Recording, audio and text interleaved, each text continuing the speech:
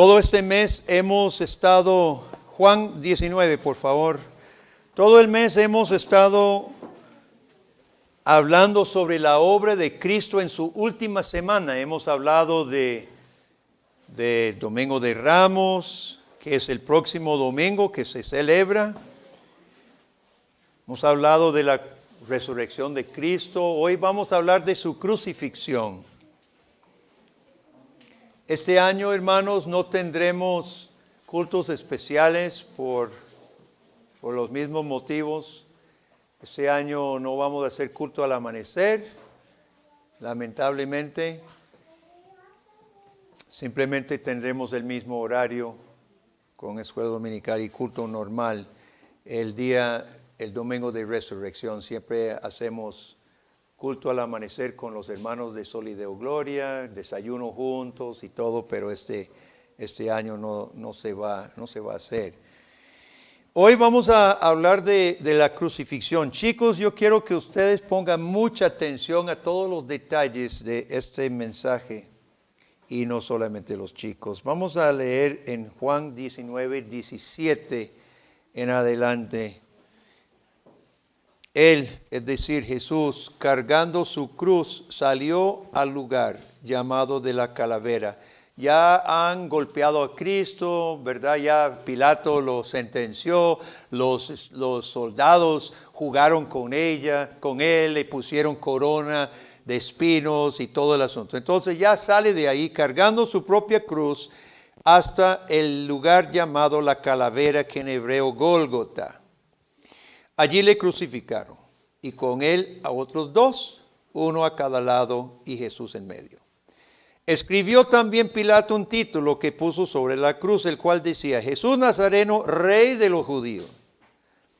Y muchos de los judíos leyeron este título, porque el lugar donde Jesús fue crucificado estaba cerca de la ciudad, y el título estaba escrito en hebreo, griego y latín.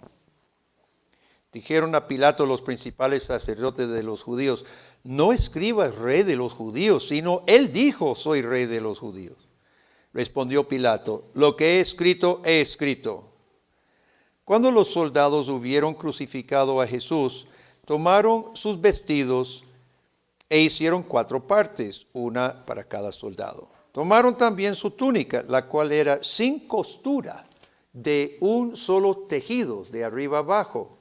Entonces dijeron entre sí: no la apartamos, sino echemos suerte sobre ella, a ver de quién será. Esto fue para que se cumpliese la escritura que dice: repartieron entre sí mis vestidos y sobre mi ropa echaron suertes. Así lo hicieron los soldados. Estaban junto a la cruz de Jesús su madre y la hermana de su madre, María, mujer de Cleofas, y María Magdalena. Cuando vio Jesús a su madre y al discípulo a quien él amaba, que estaba presente, dijo a su madre: mujer, he ahí tu hijo. Después dijo el discípulo: he ahí tu madre. Y desde aquella hora el discípulo la recibió en su casa. Después de esto, sabiendo Jesús que ya todo estaba consumado, dijo, para que la escritura se cumpliese: tengo sed. Y estaba allí una vasija llena de vinagre. Entonces ellos empaparon en vinagre una esponja y poniéndola en hisopo, se la acercaron a la boca. Cuando Jesús hubo tomado el vinagre, dijo: consumado es. Y habiendo inclinado la cabeza, entregó el Espíritu. Tenga sus Biblias abiertas, por favor. ¿En qué consiste el cristianismo, hermano? Si usted tuviera que definir el cristianismo o definir la vida cristiana, ¿qué diría? Usted sabe que yo converso con muchas personas y al preguntar, a veces, ¿para usted qué es ser cristiano? ¿Para usted qué es la vida cristiana? ¿Para usted qué es el evangelio? Las respuestas muchas veces son variadas. Pero algo muchas veces me sorprende. La mayoría de las respuestas no incluyen la cruz de Jesucristo. no se menciona la obra de Jesús en la cruz del Calvario. Y esto se hace lo más sorprendente cuando leemos las palabras de Jesús, quien dijo, consumado es, cuando están muriendo precisamente en la cruz. Pues fue en la cruz donde Jesús consumó su obra. Y lamentablemente consumado es, no forma parte consciente de tantísimas personas, incluyendo personas evangélicas. Y aún más sorprendente, hermanos, cuando recordamos que en el tiempo de la Reforma Protestante del siglo XVI, precisamente la centralidad de Jesús fue recuperada. De las supersticiones y los ritos y las ceremonias que más bien confundían. Los reformadores nos vuelven una vez más al centro, al meollo del Evangelio, que es Cristo Jesús y su obra.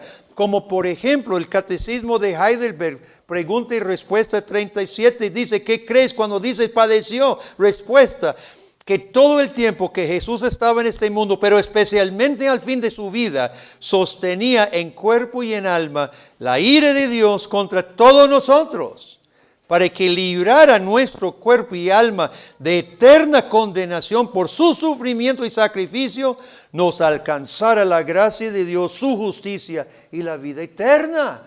La centralidad de Jesucristo. Entonces, hermanos, hay muchos temas en la vida y hay muchos temas en la Biblia. Muchas veces las personas me piden, pastor, hable sobre tal cosa. Está bien que me pidan, mi nieta pidió que predicara Apocalipsis, ustedes todos lo saben, y duré más de un año predicando Apocalipsis, porque me pidió un libro de la Biblia. Muchas veces queremos tocar temas porque tenemos necesidad. Hermanos, eso está bien. La Biblia nos aconseja sobre muchas cosas de la vida, pero sabe, ningún tema de la vida se puede ver desligado de lo que acabamos de leer. Consumado es. Porque si estamos tratando mis problemas o mis inquietudes o las situaciones en la vida sin ubicarme sobre el Cristo que en la cruz consumó la obra de Dios para nosotros, hermanos, estamos fuera del poder de Dios, del plan de Dios, de la sanidad de Dios. Así que vamos a preguntar, ¿qué es consumado? ¿Qué es lo que pasó? Chicos, ¿qué es lo que vemos aquí? Esto está sonando mucho, Dani. Bueno, a ver, tal vez ahí. Ok. Lo que nosotros vemos aquí es una crucifixión común y corriente, lo que solían hacer los romanos. Los romanos eran expertos en hacer crucifixiones. ¿Por qué los romanos usaron este tipo de ejecución? Porque era terrible. Usted crucificaba un ser humano pelado, desnudo, torturado, clavado, a la vista pública de todo el mundo, ¿verdad? Como un ejemplo de lo que pasa si usted se opone al imperio. Entonces, era peor que colgar cuando cuelgan una persona, ¿verdad? Lo ahorcan, ¡pum!, cae. Quemado está bien feo, eso es un espectáculo público también, pero crucificados se guindan ahí hasta 3 días, si eran fuertes. Entonces era tortura lenta para impedir que cualquiera levantara la mano contra el imperio de Roma. Ahora estos soldados eran expertos, era el momento clavar una cruz y llevarlo a crucificar, eso lo hacían a menudo. Y les gustaba torturar a la gente. Jugaron con Jesús. Dice versículo 17. Vamos a ver versículo por versículo. Dice que fue cargando su cruz. No era suficiente sentenciarlo a muerte, sino echan sobre el mismo Jesús su propio instrumento de tortura, ¿verdad? Estos son cínicos. En lugar de llevarle la cruz, se lo dan al mismo preso que va a morir. Parte de la humillación de Cristo, y Jesús la lleva hasta donde pudo, porque a estas alturas tenía 2 días sin dormir, había perdido sangre con los latigazos, porque los látigos de los romanos era un cuero con clavos en la punta y arrancaba carne, había perdido sangre, estaba cansado físicamente, estaba herido, ¿verdad? Y camino a la cruz cae. Pero Jesús, hasta donde le dio las fuerzas, cargó su propia cruz. Es parte. Esto va a ser parte de su consumado es. Chicos, pongan atención. Versículo 18. ¿Qué dice el versículo 18? Y ahí le crucificaron. Solo 3 palabras. Solo 3 palabras.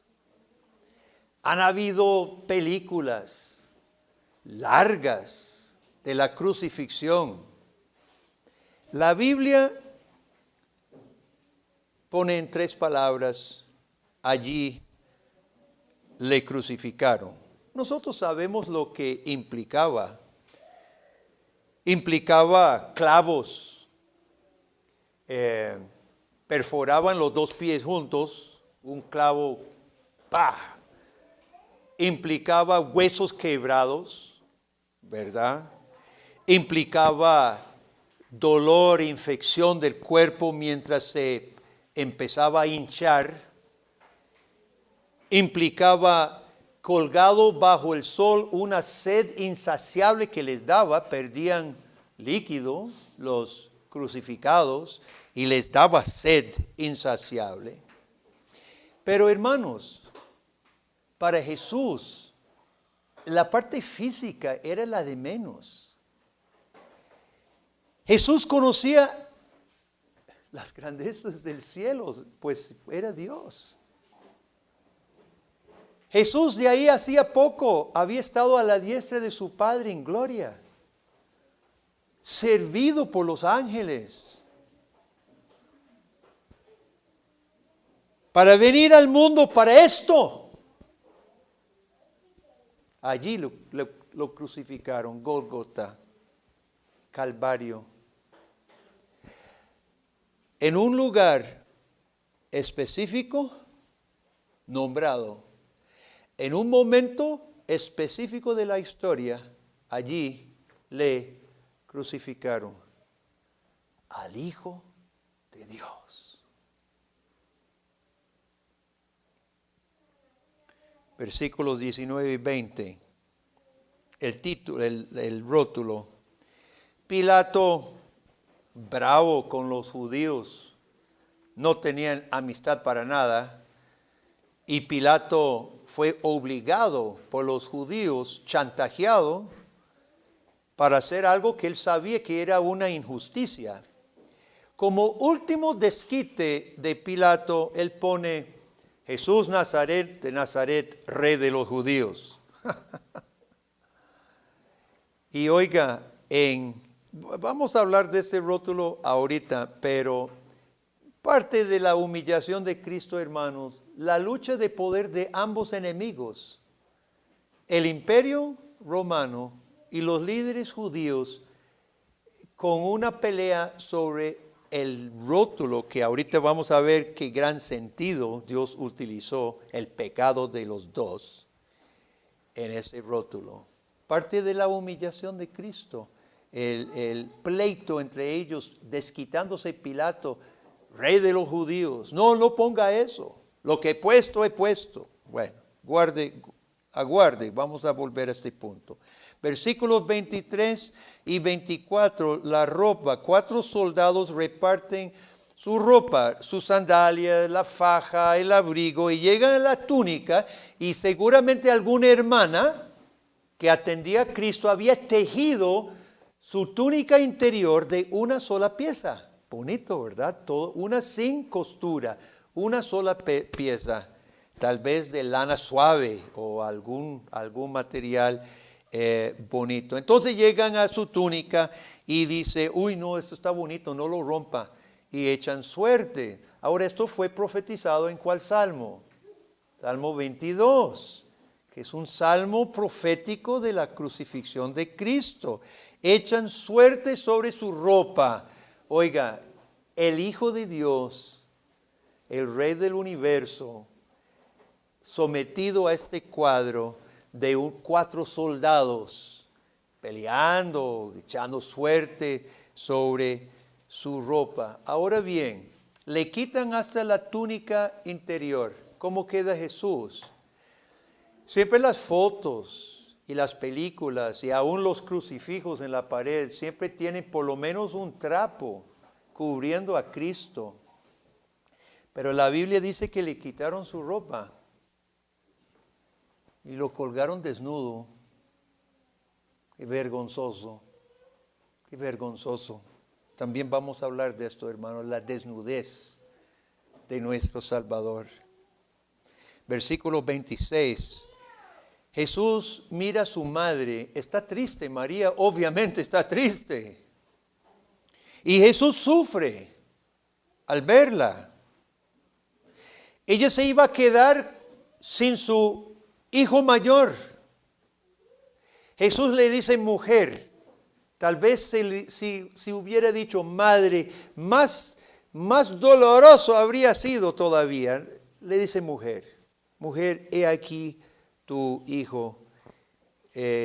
Y a Juan le dice, he aquí tu madre. Jesucristo en la cruz aún sufre sentimentalmente, emocionalmente, al ver una madre que humanamente se iba a quedar con un hijo. Y Jesús siente su dolor. Y Jesús sufre con ella. Y Jesús suple. Él crucificado, pegado a la cruz, suple su necesidad. Versículo 28. Tengo sed. Jesús, hombre, ser humano, padece sed física. Obviamente su cuerpo había perdido sangre y líquidos, estaba al sol, les daba a los crucificados sed insaciable y siempre tenían algo cerca y les daba porque les gustaba a los romanos prolongar su sufrimiento. Y le dan y corren y le dan de beber. Les gustaba verlos ahí tendidos días y días. Y Jesús bebe para cumplir las Escrituras. Y versículo 30. Después de todo esto, Jesús clama, consumado es. Pero amigo, ¿qué es lo que está diciendo? ¿Qué es lo que tenemos aquí?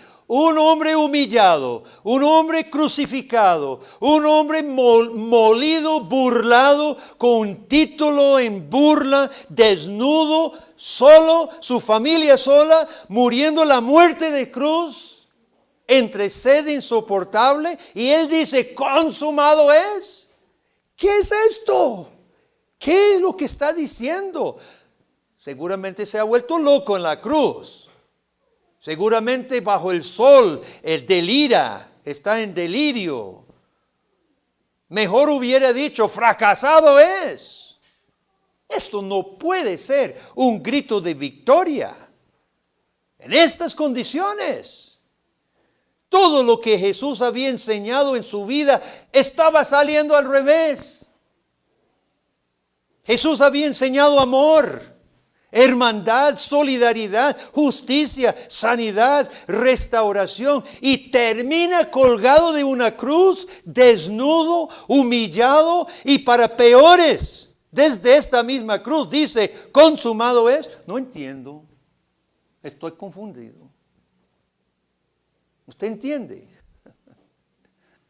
Yo sé que sí, yo sé que sí. Que fue consumado. Jesús fue humillado y maldito no por sí mismo ni para sí mismo. Pablo dice en 2 Corintios 5:21, al que no conoció pecado, Dios le hizo pecado. Lo trató como el pecado mismo, para que nosotros fuésemos hechos justicia de Dios en él. Su humillación, esa crucifixión maldita que Dios había maldecido, no fue por sí mismo, fue por nosotros. Fue en sustituto. Llamamos ese acto la expiación sustitutiva de Cristo. No estaba allí por sí mismo. Él, de hecho, había dicho a Pilato, ningún poder se te tendrías si no se te diera. Y es más, podría llamar legiones de ángeles si quisiera y me libran. Jesús no estaba allí por ningún motivo propio. Ahora, y es aquí muy importante, hermanos. Conversé con los jóvenes ayer que tuvieron su reunión de jóvenes y hablamos sobre nuestro concepto del pecado, de nuestro propio pecado. ¿Y cuál es el gran problema desde el Edén? Desde Adán y Eva hasta hoy, hermano. ¿Cuál es nuestro problema? Minimizamos nuestro pecado, lo hacemos menos grave y rebajamos a Dios de su lugar de santidad 3 veces santo y perfectamente justo. ¿Qué hicieron Adán y Eva? Agarraron unas hojitas de higo, se cocieron, creyendo que con eso tapaba su ofensa, su culpa. Y seguimos haciendo lo mismo, hermanos. Decimos, no, es una mentirita piadosa, jiji.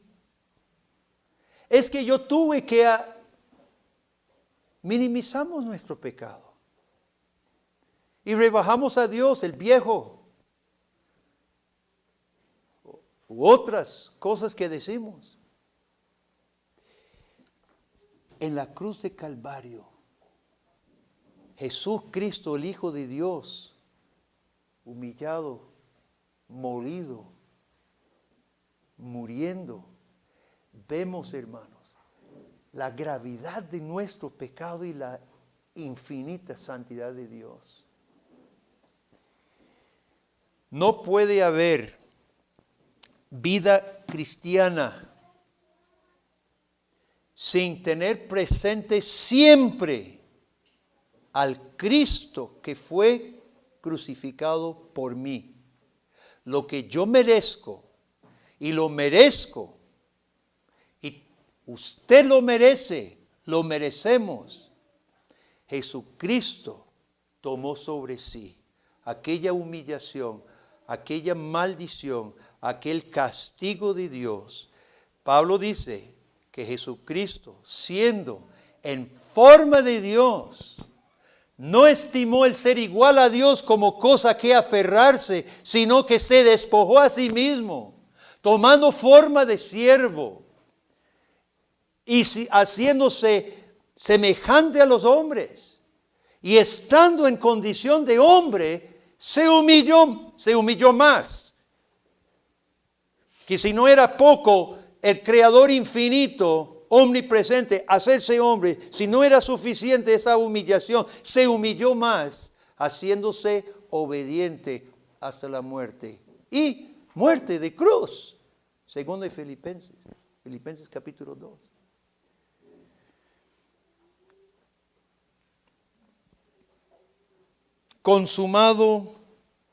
Consumada fue nuestra salvación. Ahora, esto sí tiene implicaciones tremendas para cada uno de nosotros. En primer lugar, debemos dejar de justificarnos a nosotros mismos. En primer lugar, esto se llama el arrepentimiento verdadero, hermano. El arrepentimiento verdadero mira la cruz de Calvario y acepta, esto es lo que yo merezco. Nos dejamos de justificarnos, aceptamos lo que hemos hecho, lo que somos y acudimos a Jesucristo. Ahora, las benditas palabras, consumado es, hermano, son pronunciados sobre toda persona que abraza a Cristo en fe. Y ahí viene la parte más gloriosa. Todos nosotros hemos cometido actos de que nosotros nos avergonzamos. Nosotros recordamos cosas que quisiéramos no haber hecho, palabras que quisiéramos no haber dicho. Y muchas veces al cristiano perdonado nos entristece y nos impide poder amar, poder despojarnos a nosotros. Pero recordemos, hermanos, que cuando Dios pronuncia sobre el pecador arrepentido, consumado es. Consumado es. Y nosotros podemos dejar nuestro sentimiento de culpa, dejar los remordimientos en Cristo Jesús. Lo cargó todo. Cada domingo que celebramos la cena del Señor, nosotros decimos, coma, beba, ¿verdad? Coma, recuerde y crea que el cuerpo de Jesucristo fue quebrantado para, ¿qué decimos? Completa remisión de sus pecados. Segundo lugar, hablemos de este rótulo en 3 idiomas. Pilato lo hace en son de burla. Los judíos pelean. Pero hermanos, no habrá un sentido más trascendental. Fíjese en cuáles 3 idiomas fue. Hebreo, ¿cuál otro? Latín y griego. Hebreo fue la lengua de ¿quiénes? De los judíos. ¿Qué dice la Biblia? Él vino a los suyos no le recibieron. Y en su muerte, en su último momento público, porque de aquí en adelante los judíos no lo ven más. Pero publicado en el hebreo, Jesús de Nazaret, rey de los judíos.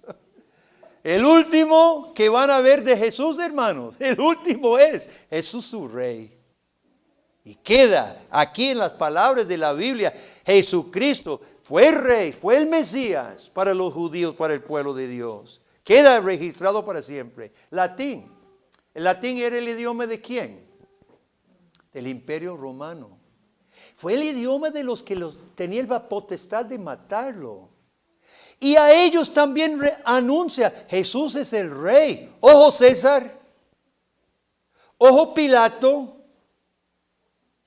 Y de ahí a unos cuantos años, hermanos, un par de siglos, la iglesia cristiana obediente a Jesucristo pudo más con el Imperio Romano. Y Roma fue saqueada por los bárbaros. Pero la iglesia continúa hasta hoy. ¿Y en griego? Griego fue el idioma del comercio, el idioma de la cultura, el idioma de las escuelas, de las artes.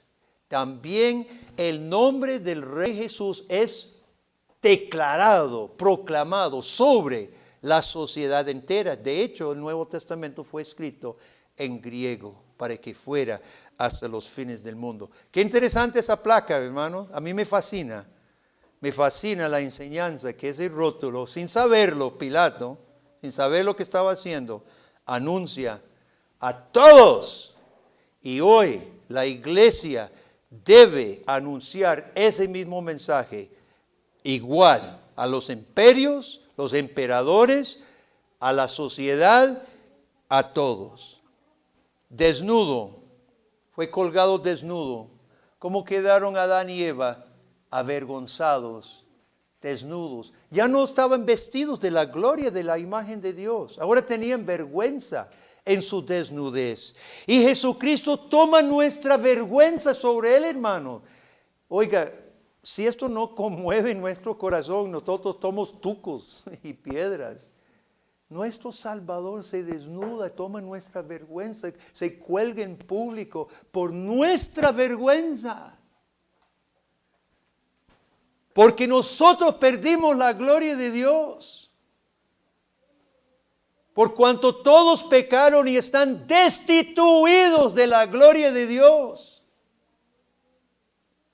Y Jesucristo, desnudado, avergonzado, clavado en esa cruz, hermano. ¿Para qué? Para que nosotros recibiésemos una vez más su gloria. Y el Nuevo Testamento dice muchas veces, vístanse de Cristo. Cristo ahora nos da su gloria, su semejanza una vez más. Cristo Jesús nos reviste de Él. Dice Pablo, vístanse pues como escogidos de Dios, santos y amados, de misericordia, benignidad, humildad, paciencia, de la manera que Cristo los perdonó, así también perdónense unos a otros. Todo eso Jesús ganó, porque tomó nuestra vergüenza para que nosotros fuéramos revestidos de Él. Hermano, ¿de dónde vienen nuestros egoísmos, nuestros pleitos?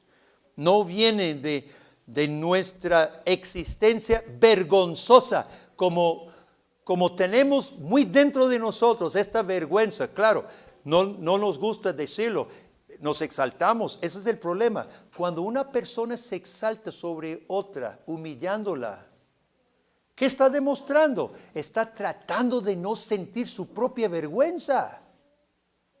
Eso es lo que estamos haciendo. Jesucristo, hermanos, tomó nuestra vergüenza. Nosotros no tenemos que esforzarnos por no ser avergonzados. Simplemente recibir de Cristo su gloria, su bendición en mi vida, sanando mis complejos, si se quiere.